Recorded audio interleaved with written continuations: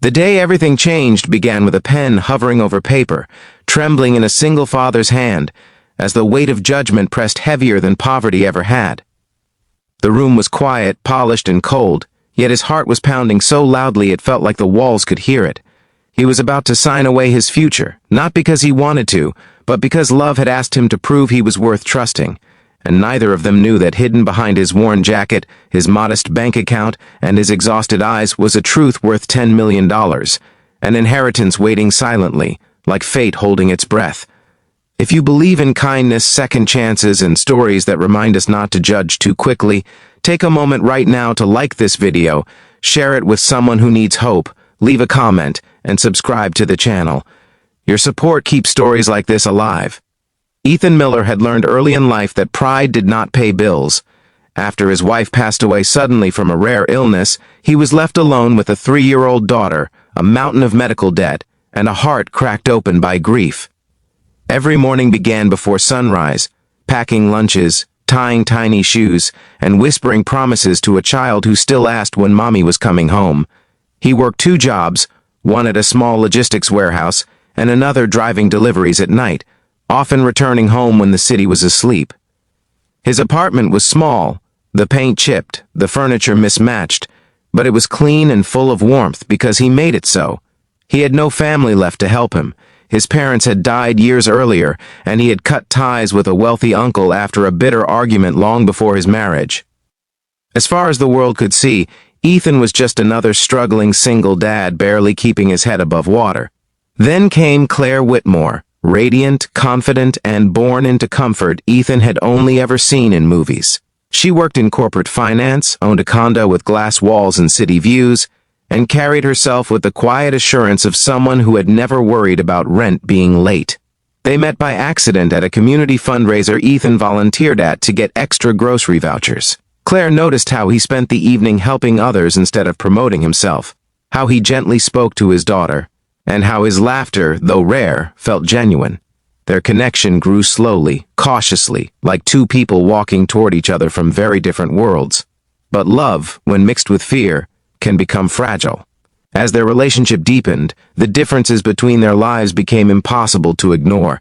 Claire's family noticed Ethan's old car, his second-hand clothes, his lack of savings. They whispered concerns about motives, about gold diggers, about men who marry up to escape responsibility. Claire tried to defend him, but doubt crept in, fed by years of conditioning that wealth must be protected at all costs. She loved Ethan, yet she feared becoming a cautionary tale. When marriage entered the conversation, so did a condition. Claire insisted on a prenuptial agreement, not as a discussion, but as a requirement.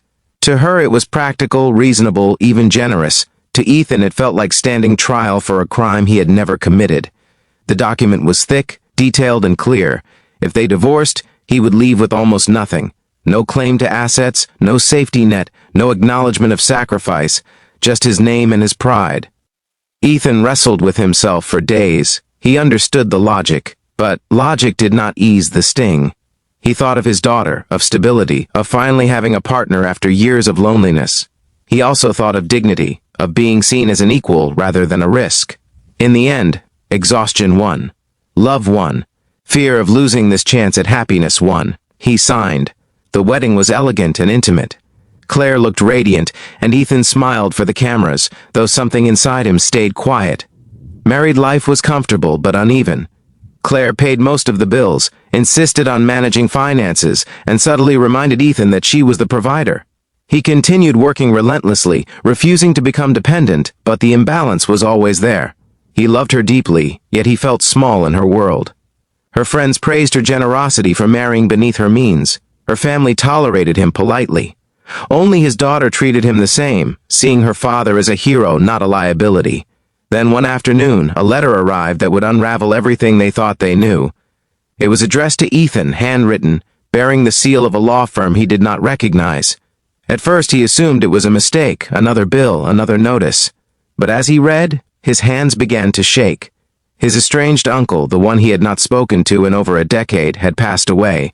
A man known in private circles as a shrewd investor, a quiet multi-millionaire who distrusted almost everyone, and somehow, against all expectations, Ethan was named the sole heir to an estate valued at over $10 million. The room seemed to spin. Memories flooded back. Arguments, accusations, pride, stubbornness. Ethan had walked away from that relationship years ago, choosing love and simplicity over wealth and control. He never imagined he had been forgiven, let alone remembered. The letter explained that his uncle had followed his life from a distance, admired the way he raised his child, respected his refusal to ask for help, and ultimately decided that character mattered more than bloodlines or appearances. Ethan did not tell Claire immediately, not out of revenge, but out of shock.